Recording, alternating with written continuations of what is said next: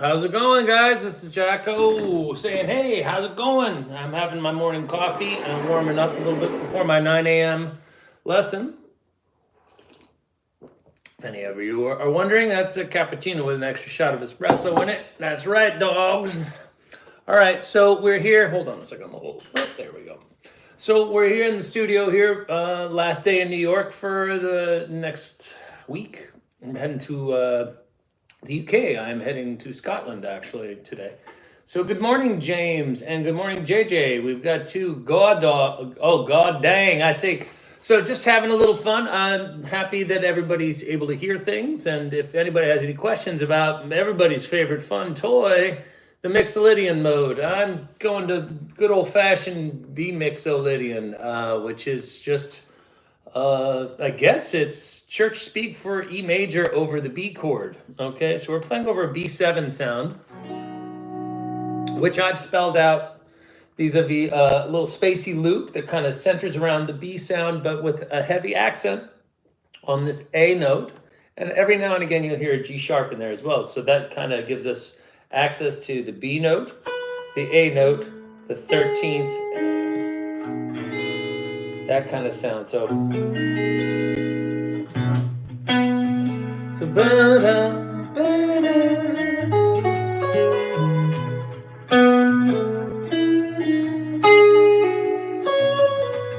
Right?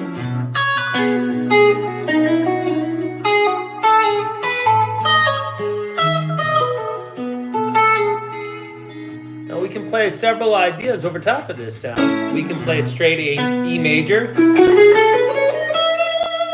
and then relieve back into a B triad. We can play F sharp minor.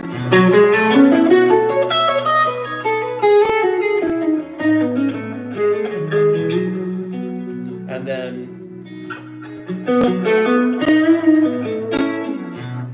we can play A Lydian.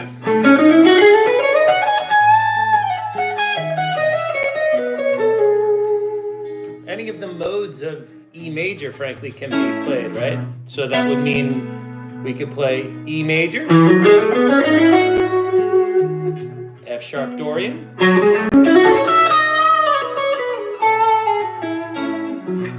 could play G sharp Phrygian, right?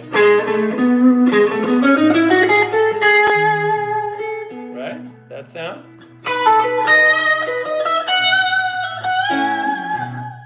A Lydian.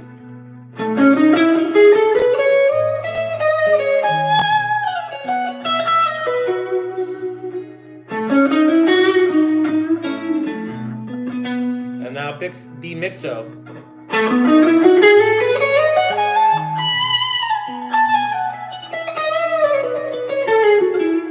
And then we have C sharp.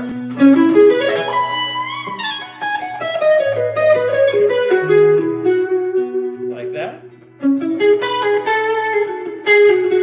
So that's just C sharp natural minor. And then last but not least, we can do E flat Locrian.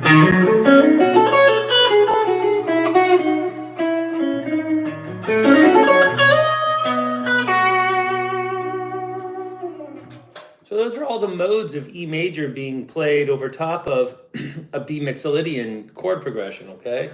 Which basically is just...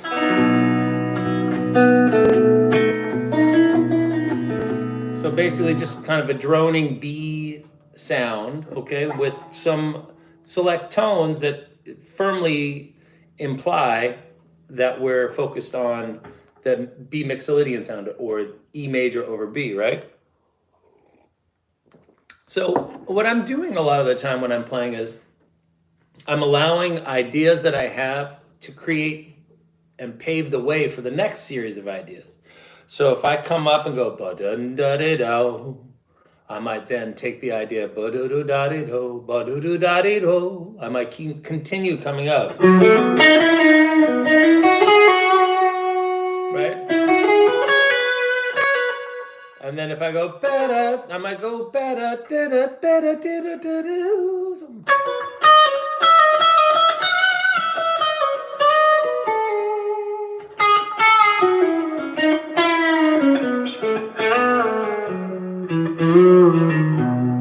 And there I am again, repeating motifs through the shapes of the scale or the mode. I'm kind of saying, if I could do this, right? That's 3, 4, 3, 2, flat 7. I could then go, or,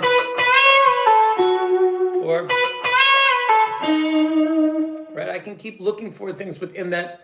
Right? Look for little motifs that I could repeat, right?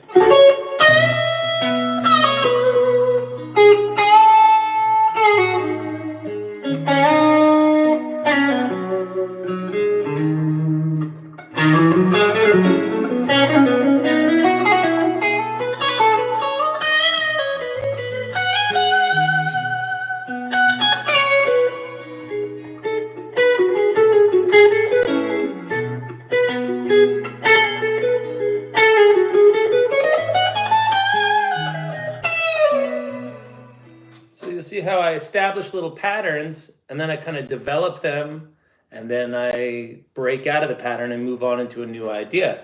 All the while, I'm limiting myself. All right. Now, in a way, sure, limits are a bad thing, right? We want to feel hemmed in, but we also don't want to overlook the fact that through the limitations of determining, like, hey, I'm only going to be playing this, I can really enrich and reinforce the concept of that B Mixolydian sound, right? And a lot of people would say, oh, well, all the time you're always talking about playing major pentatonic flat 3.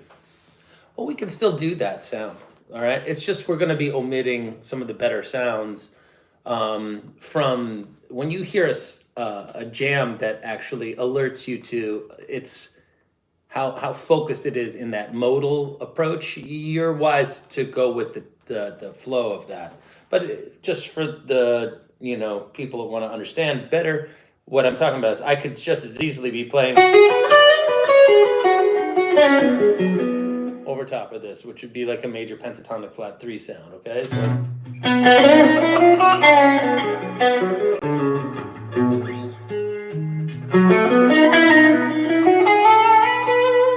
That's more modal. And then if I...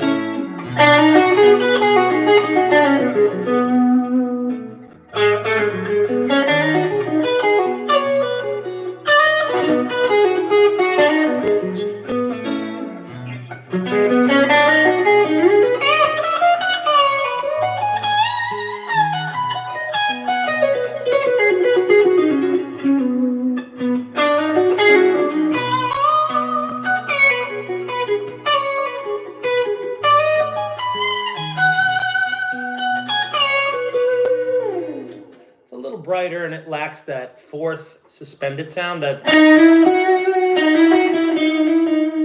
relax that flat 7.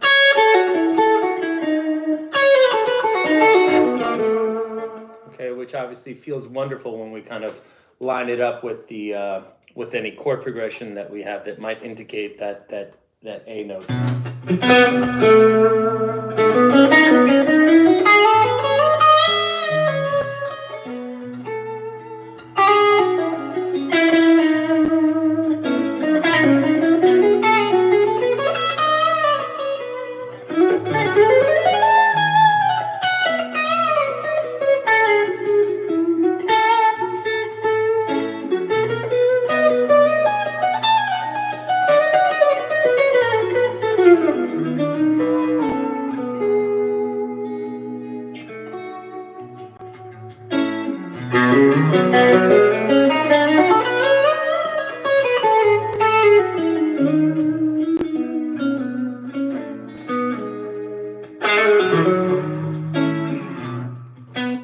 Michael, what are you doing on my podcast so early, or whatever this thing is, live stream, right? A podcast has a guest sitting next to you, I suppose, or we'd be talking in a more measured capacity about this. But basically, what am I doing? I'm taking these little shapes that I know, all right, and I've stolen them over the years from heroes and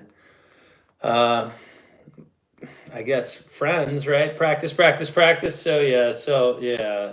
So look, the ideas here aren't that impressive. It might be the flow of them and connecting them that makes you go, oh shit, how do I learn to do with that?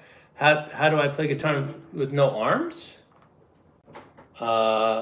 Goodness, I don't know. Maybe that's a joke. Oh, what? You don't see these? There you go. Anyway, what, when I'm playing, can you not see my hands when I'm playing right now? Anyway, guys, the basics that I'm approaching here are, okay, great, Cam. Glad you can see my arms. Anyway, so look, the ideas that I'm doing, all right, I like simple. I like simple things, and I like to develop small kernels of ideas. So if I'm sitting here going, right, like that kind of an idea, I'll just work that until I get bored, and then I'll add new notes.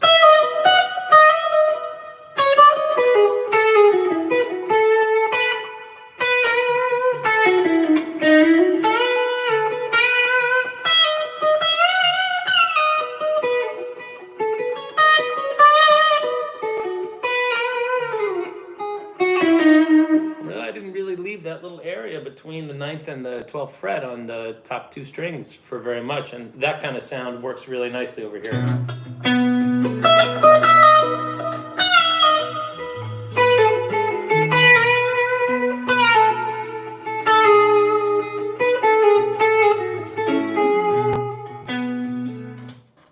Okay, so that kind of thing. I just saw a question come in regarding how I view creation in the moment. This is a very difficult subject to break apart accurately, because everybody and have it, whatever I say, mean anything to anybody else, because so much of what I've done has been a subjective process, right? It's not necessarily something that's transferable to everybody that is watching or learning, all right? But James asks, so when I'm trying to create on the spot, would I say that I'm thinking in melody most of the time, or shapes or notes? The answer is yes. Meaning I'm doing all 3 for sure. All right. I mean, there's sometimes where I find fascination in whatever I can. Sometimes it's a shape that I look at. Yeah. Like if I'm hearing that sound of things being, do I listen to acid bath? No, I've never heard of that. So back to James's question. So sometimes I'll fixate on little shapes that might be like interesting to me, like this little staircase shape, and the fact that you can then go, and then from there you can bend into the 3rd,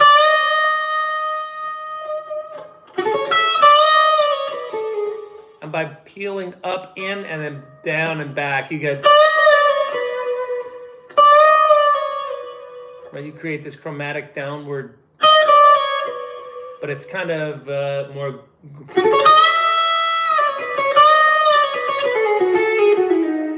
Right, very dense. A lot of the notes there are being heard, but the directionality of the line creates that tension, and we go through what would otherwise be an avoid tone, that D. Right? You want to avoid D natural generally when you're playing in B Mixolydian.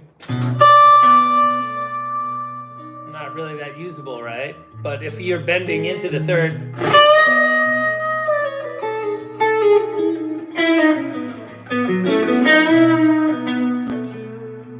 See what I'm saying, dog? That's kind of that. So I know after being here so long, and I don't mean here in the Mixo land, I mean just literally here on this earth. I've been here before. I've been playing this vibe for many moons, and so at this point, I kind of know where there's a truffle patch or a berry patch, right? I know where the goods are. Right, so this is, I come here because it's a target-rich environment, this little area around the third.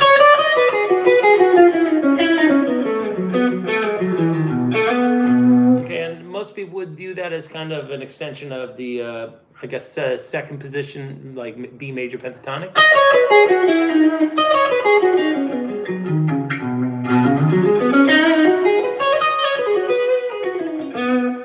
And then I'll just kind of pepper that major pentatonic sound with maybe one or two, like the fourth. And see how I peeled back through that? New note to the major pentatonic. Cam, thanks. I'm glad you like my O face. Oh. Well, I'm not trying to make faces or not make faces. I can't help it. Jack Straw intro. You mean the...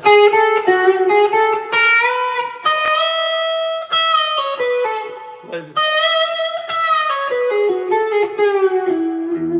That, or are you talking about the Bob part, though?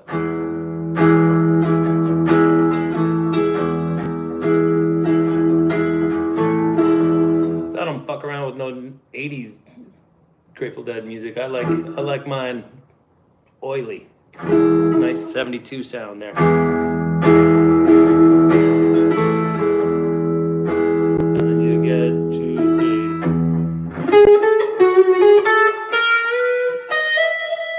Right?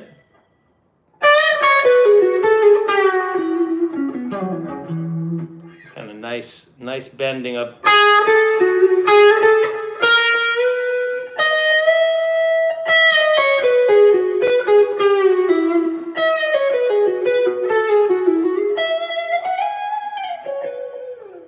Favorites, that opening little bit of stuff.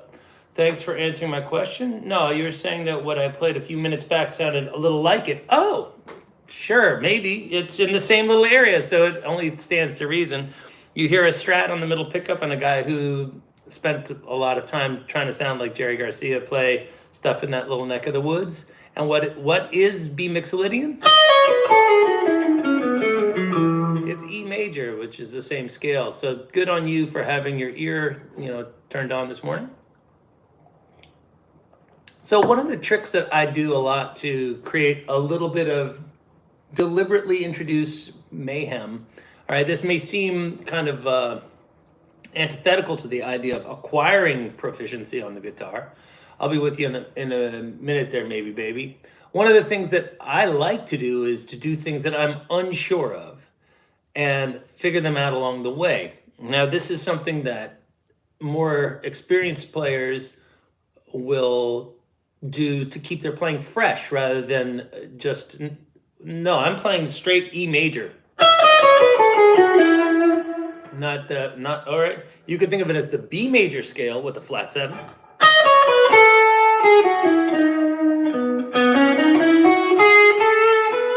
But those are two, that's just a rose by another name. All right, same thing. So you could look at it as the root that you're playing over. Yeah, B major with the flat 7. That is the sound, but that is not the way I think about it. Okay, so yeah, mixo is the major scale flat 7, or you could think of it as the 5th the note from the parent scale, E major, played from B to B, going like this. So that's out of E majors off of its fifth note. 1, 2, 3, 4, 5. Those notes are. There's no sheet music that says this is in the key of B Mixolydian.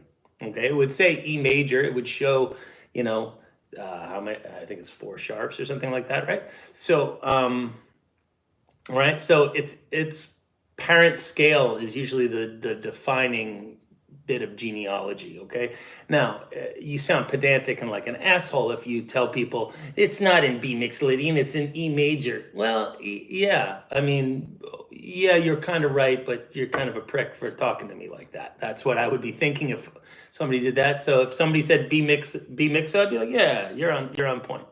All right, now back to what I was talking about in terms of. Can't seem to comprehend even the simplest of teaching. What can I recommend to break down that wall? Been playing for 20 years. Okay, maybe, baby, I got you.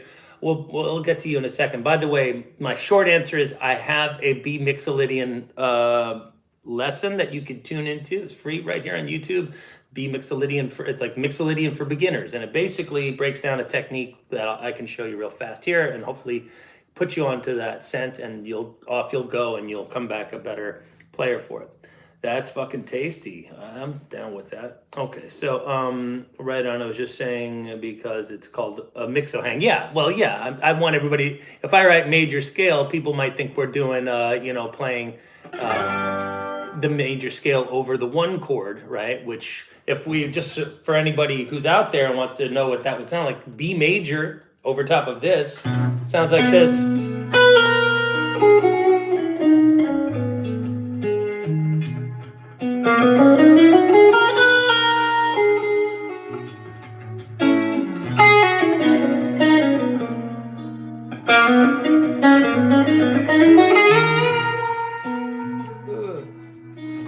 Clamville, baby. All right, just bring that down. All right, so major 7 comes down to flat 7, and you end up with.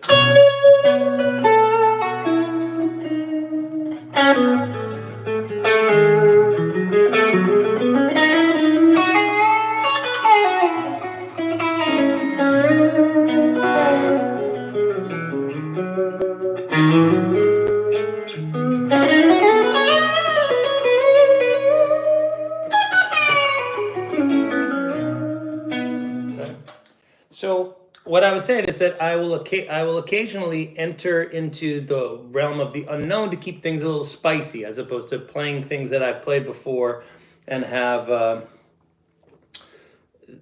that I have played before, rather than repeating myself. I like to sometimes deliberately go where I don't know how it's going to figure itself out and kind of challenge myself, especially while practicing.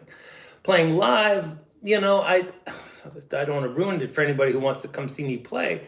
I am experimenting during certain kind of preordained areas of the show, and then there's other parts of times when I'm playing where I'm very, very dialed in. There's no way I'm like going to choose to go on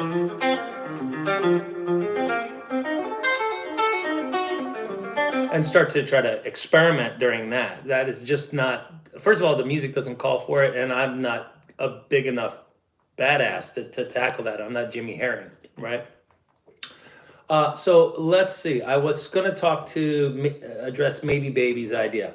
So if we're going from a B sound to an A sound, we know that B and A are going to be go-to pitches. All right. So all we want to do is then think about what other notes are good. Is it no? Is it no? So we know that those two are great. And how about that? Sounds nice. And then come up again. No, that doesn't sound good. One more. Okay. So now we have 1, 2, 3 notes that we know are good, and then this fourth one. Okay. Let's see if we can find a fifth one. That works good. So now we have.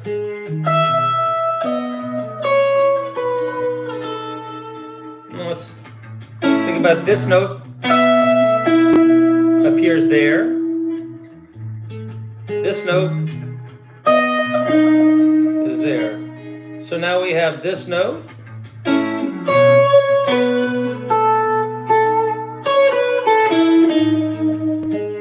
Right here. Now let's see about these two notes. Let's see about it. No, that sounds nice. So right here, without moving, I have, and I just derived all that from going on the high E string and finding unisons, right? So if I go,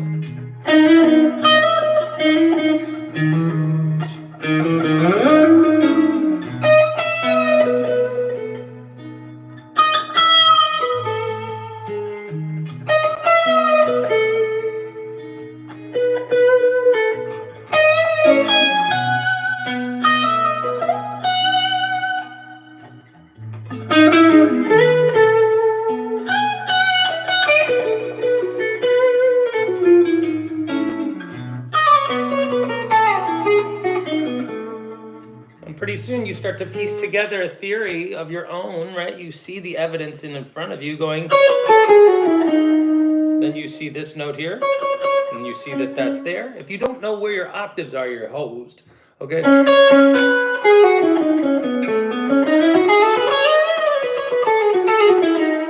Like that, okay? So that's how I would approach building up my B Mixolydian chops, is I would live around this B note and hunt and peck, okay? Then I could just learn the E major scale. Do, re, mi, fa, sol, la, ti, do. Just play right there, but don't try to end on the E note, try to end on the B note, right? So if, instead of going, let's start here.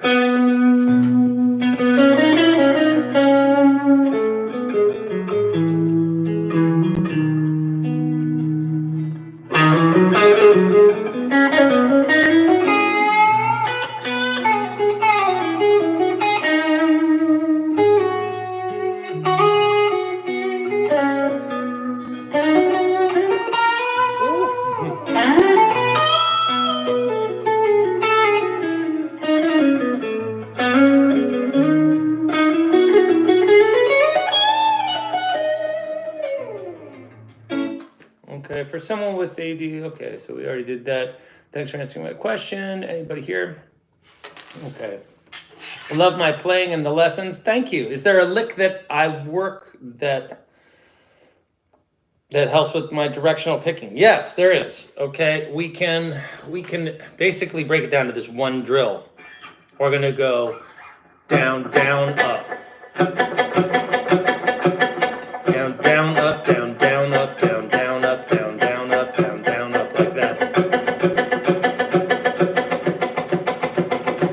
You want to take these three notes, okay? And I learned them, I think, on the 12th fret harmonic between the D and the G string.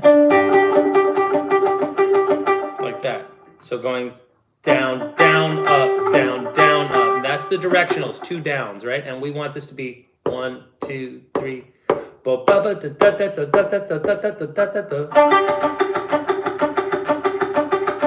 me turn off the delay.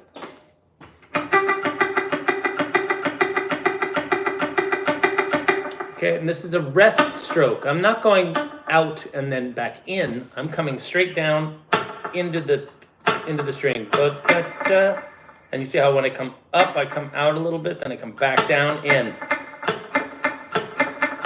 All right, this is da-da-da. So the accent is on the second note or the first note on the G string. So that's not triplet, that's triple. That's let, triple, let, triple, let, triple, let, triple, let, triple. Now you can't put the accent on the D string, but I suggest you learn it on the da-da-da-da-da-da. Okay, and once that is steady, right, you're going to want to do things like, you're going to just want to go through all 6 strings.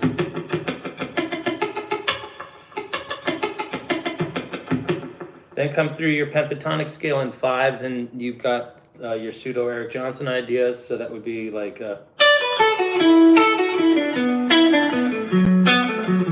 I'm I'm taking a pause after 1, 2, 3, 4, 5, and then I'm going to push down right into that beat. And that's how you stack that sound up. And then you add the prerequisite amount of goo.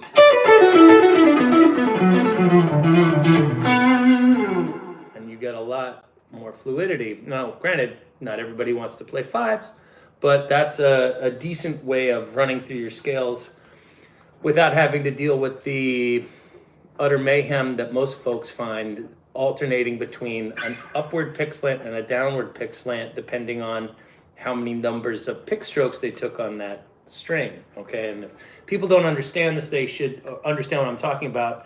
That's okay.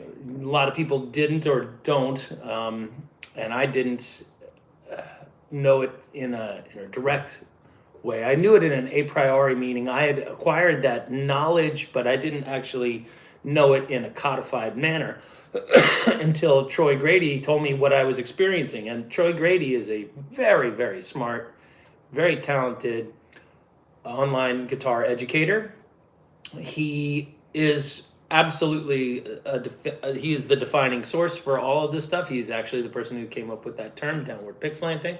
And I strongly suggest you investigate what's going on, even if the style of music that he fixates on, which is usually upper tier hard rock and metal players who have more advanced right hand picking techniques like Yngwie Malmsteen or Eric Johnson or those kind of cats. If you take a look at the way he breaks down their right hand picking systems, you can really benefit a lot and have that translate into styles that have less demanding right hand disciplines, but a more pleasing aesthetic to you. Okay, I would never judge metal harshly because I love the stuff. I am impressed with what is going on there.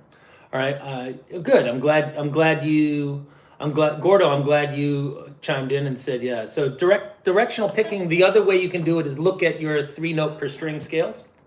Like this, like 1, 2, 3, 1, 2, 3, 1, 2, 3, 1, 2, 3, 1, 2, 3, 1, 2, 3. Like that. And instead of going alternating, that's down, up, down, up, down, up, down, up, down. You can go down, up, down, down, up, down, down, up, down, down, up, down. So that's down, up, down, down, up, down, down, up, down, down, up, down, down, up, down, down, up, down, up, down, up, up. And that's Frank Mbali's method. Okay, so Frank Mbali is the directional picking maestro, and also obviously sweeps better than anybody I've ever seen. And there's a profound amount of rotation in the man's wrist. He has like a forehand and a backhand tennis stroke or it's like riding a surfboard goofy foot, right there, or backside. You know, you're going to have strengths and liabilities. And I suggest you play to your strengths and utilize them as often as you can. But at the same time, in the wee quiet hours, that you should tune into where the bodies are buried in your own playing and try to improve those, shore them up a little bit so that you don't have quite as much asymmetry between your downstroke and your upstroke, okay? A great exercise for that is the Giffam, which, you can do alternate.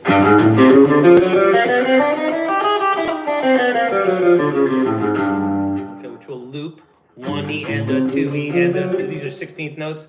1E and a 2E and a 3E and a 4E and a 1E and a 2E and a 3E and a 4E and a 1, 2, 3, 4, 1, 2, 3, 4. So we're playing 16th notes, 3 notes per string. So that means we have a down, up, down, up, down, up, down, up, down, up, down, up. Requires the infinitesimal adjustments between our right hand wrist to be in this position and just a little bit.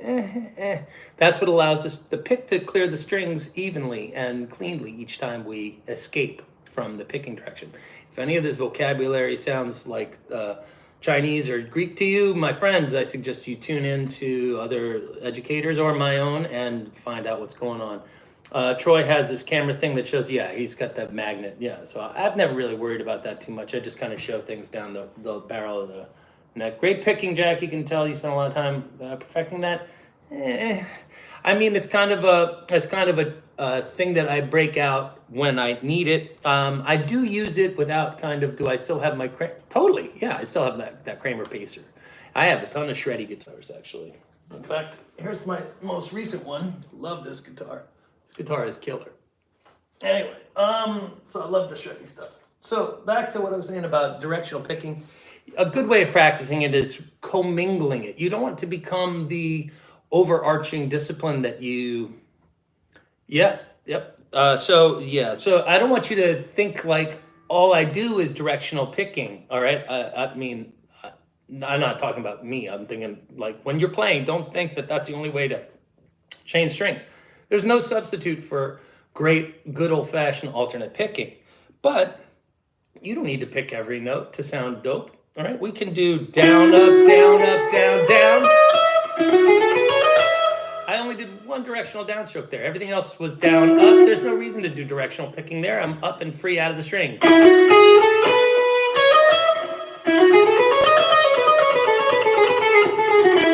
Then on the way back, I'm doing pull-offs to avoid picking. Now, granted, you can pick every one of those notes. Sure, you should be able to do that. You should definitely practice that. You're going to encounter the same problem that everybody does. So then a solution is what Yngwie does, which is a pull-off.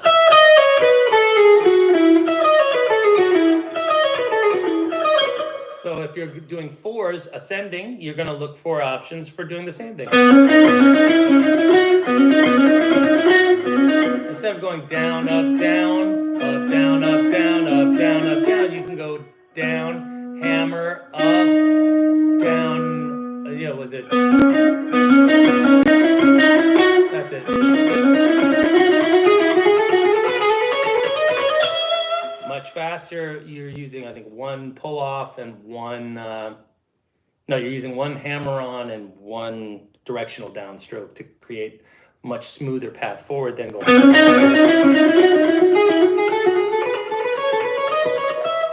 Okay, so I would just suggest that you guys don't think there's only one way to do the guitar thing. I've only got 3 minutes here before my 9 o'clock, but the idea that I wanted to share real fast before I leave, and I hope everybody is with me still, is that I want to take the whole steps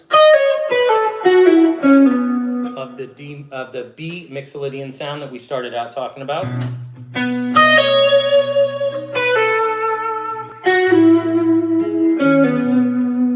All right, and I want to add a pullback, okay, on a couple of them. I'm going to slide back one fret.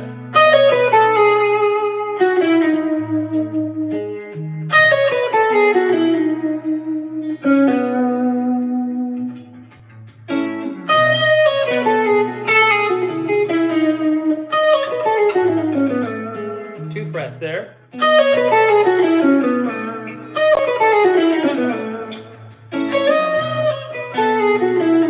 So going down, up, pull back, down, up, pull back. So down, up, pull back, down, up, pull back, down, up, pull back.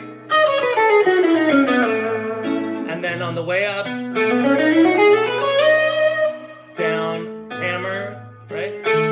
Down, up, hammer, down, up, hammer, down, up, hammer.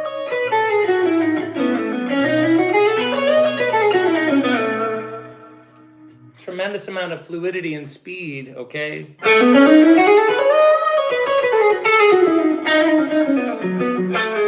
Like that.